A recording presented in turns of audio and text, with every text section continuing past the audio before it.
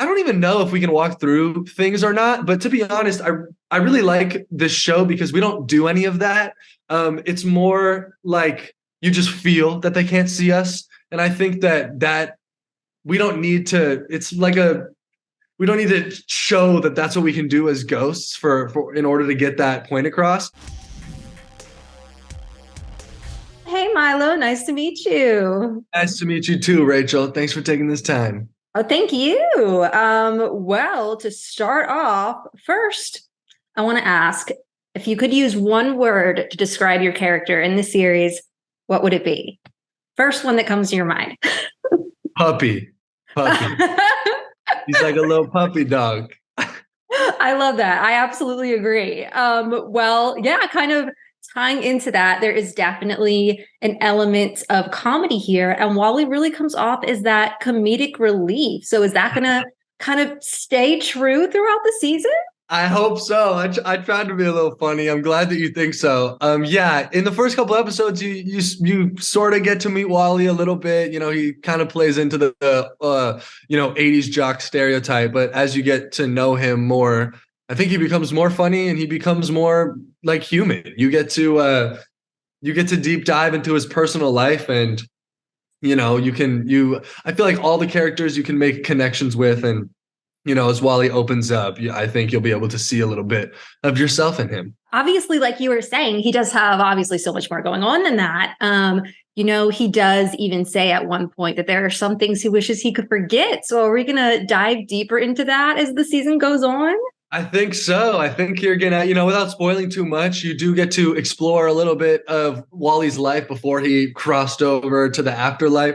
And you start to, I'm really trying to be careful here with what I say because I'm not sure, what you guys are allowed to know. But you do figure out a lot about him, and you also get to see him make his connection deeper with Maddie in the afterlife, and they connect on things and bond on things.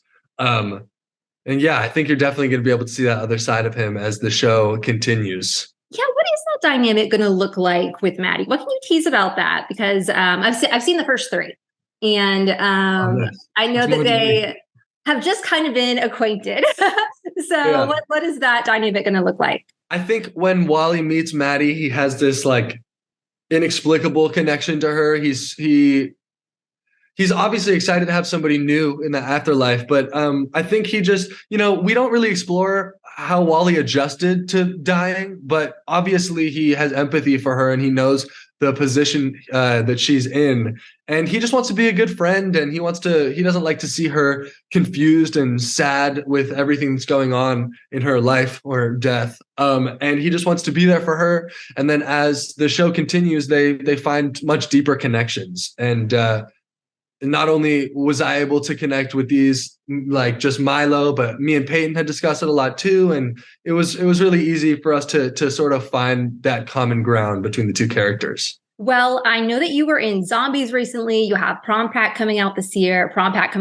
So, did you notice any similarities between Wally and the other characters that you've played, within the past year or so? I actually thought about Zed all the time on set. I mean, not only are Wally and Zed dead football players, which is an extremely specific like box to be put in. They're both just super fun, loving, positive people that want to problem solve and keep the peace. I don't think that any two characters are more similar than Zed and Wally, actually. It's in some scenes I felt like I was playing Zed again. You know what I mean? And they're both. I feel like Zed and Wally would be really good friends. They have similar values, and they love people, and so do I. But also doing Prom Pact, it was really cool to explore a completely different character that I've never really played before. So I'm obviously grateful for all these opportunities that I get to fill these characters' shoes. Well, lastly, can you explain just a little bit what the supernatural rules are of this universe? Like what is this going to look like? What can the ghost do? I'm still confused on some of it. I'm not even but in the afterlife, they have what they died with, so Wally has the clothes that he died with, and you're not really allowed to go back into the real world and get things that you didn't have. You're also, I don't even know if we can walk through things or not, but to be honest, I really like this show because we don't do any of that.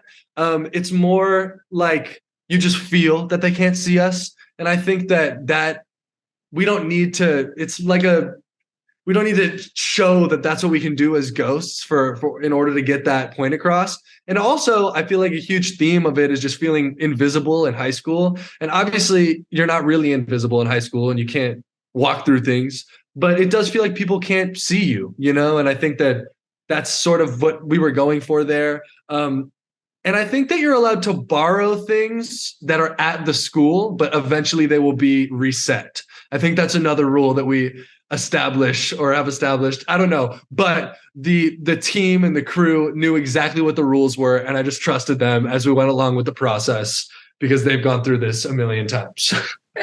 Awesome. Cool. Well, I'm going to have to wrap, but thank you so much for chatting with me about the show. Thank you. I hope you watch the rest of it. Oh, I will. I will watch it all.